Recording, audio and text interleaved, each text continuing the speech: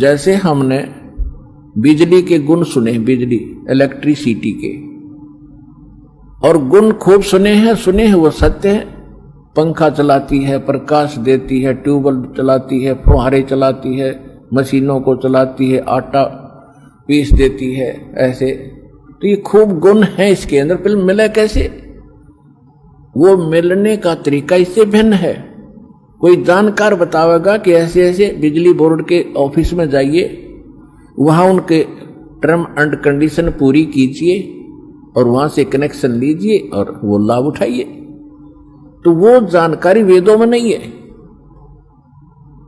तो वो जानकारी क्यों नहीं है? क्योंकि परमात्मा ने कंप्लीट कोर्स दिया था, इस काल भगवान ब्रह्म सर पुरुष के अंतःकरण में फीड किया था, फैक्स किया था ऊपर से। अब आज से 50-100 वर्ष पहले अगर ये बात कहते तो नहीं जचती।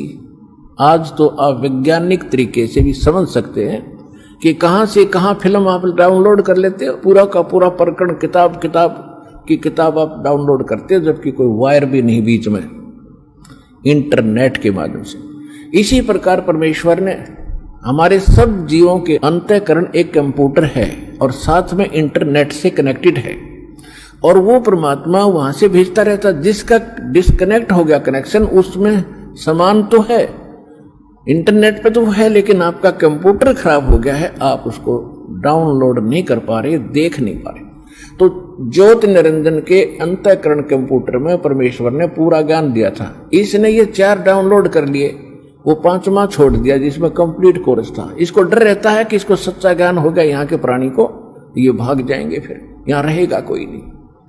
जिस कारण से ये केवल मिसगाइड करता है, और वेदों को इसलिए दे दिए उसने वेदों को कि ये डटे रहेंगे कि भगवान का दिया हुआ है ये ज्ञान, और इसको पढ़ पढ़ कर ये मस्त और व्यस्त रहेंगे।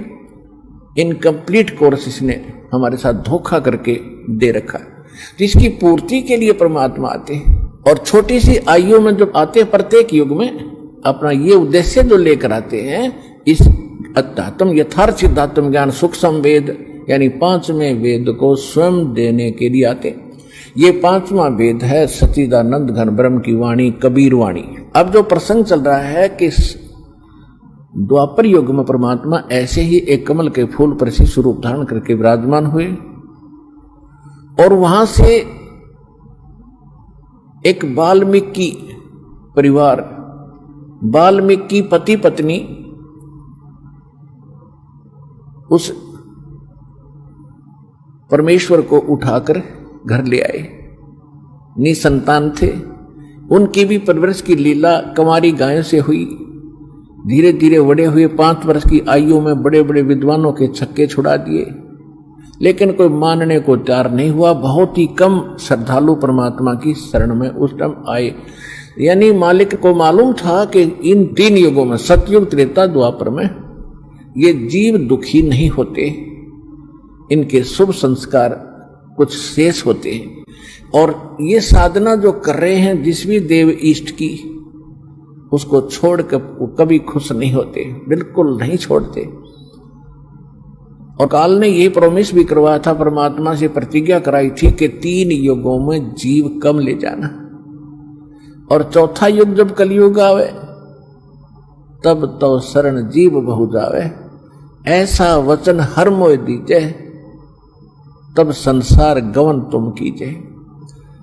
तो परमात्मा को मालूम था कि 3 युगों में ये प्राणी मेरे को नहीं पहचान पाओगे, मेरे बच्चे। और कलयुग में उसने खुद कह ही दिया, कलयुग में कितने ले जाना। उसको मालूम था कि कलयुग में इतने खराब कर दूंगा, इनको इतना कंडम कर दूंगा, विभाग कर दूंगा, इनके न्यारे न्यारे मजहब बना दूंगा, और तीर्थ व्रतों पर, मंदिर मस्जिदों में तक सीमित कर दूंगा। और जब कभी कोई परमात्मा का संदेश वाहक आएगा, कोई सुनेगा नहीं उसकी बातों को। और खुद उसने उसी समय कह भी दिया था भगवान को, जब प्रतिज्ञाबद्ध करके परमेश्वर से वचन ले लिए थे, जाओ जोग जीत संसारा, जीवन वन कहा तुम्हारा, पहले अंश हमारे जाई, पीछे अंश तुम्हारा आई। कि 5500 वर्ष जब कलयुग बीतेगा तब अपना अंश तुम भेजोगे, उससे पहले मैं अपने दूत भेज दूंगा, नकली ज्ञान प्रचार प्रसार करने वाले। और वो इतना तहलका मचा देंगे, जब आपका जीव, आपका हंस जाओगा या तुम जाओगे, कोई तुम्हारी बात नहीं सुनेगा। जाओ जोग जीत संसारा, फिर जीवन माने कहा तुम्हारा। जीव तुम्हारा कहा न माने, हमारी ओढ़ हो बात बखाने। कि जीव कोई भी तुम्हारी बात को नहीं मानेगा। तुम जो और भगवान बताओगे और स्थान बताओगे, तब तक मैं इनको स्वर्ग तक ही सीमित कर दूंगा। बिस्त, जन्नत, हेवन इनके हृदय में इससे अधिक कोई बात ही नहीं होगी। और तुम बताओगे कि और कोई भगवान है और कोई ऐसा स्थान है, कोई नहीं सुनेगा।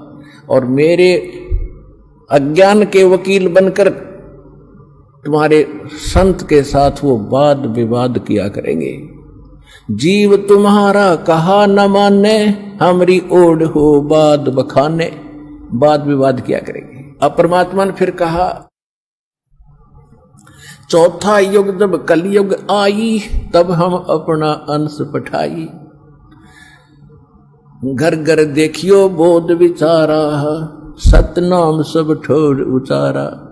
सतयुग बीते 5500 पाचा, जब ये वचन मेरा होगा साचा। और सतयुग बीत जावे जब एता, सकल सृष्टि परम पुरुष पद चेता। कि जब कलयुग 5505 वर्ष बीत जाएंगे, उस समय देखना पूरा विश्व ही, पूरी सृष्टि के प्राणी मेरे उस परम पद के जानकार होंगे। सबको पता होगा कि एक सतलोक है जहां से हम आए हैं, और ये मेरा वचन उस समय सत्य होगा जब 5505 वर्ष कलयुग बीत जाएगा। 5505 कलयुग पूरा हो जाता है सन 1997 में, और सन 1997 में परमेश्वर स्वयं आकर इस दास को एक साधु रूप में आके और ये संदेशा दे गए थे कि अब ये प्रचार शुरू कर दे और सतनाम सार नाम देना शुरू कर दे। समय आ गया।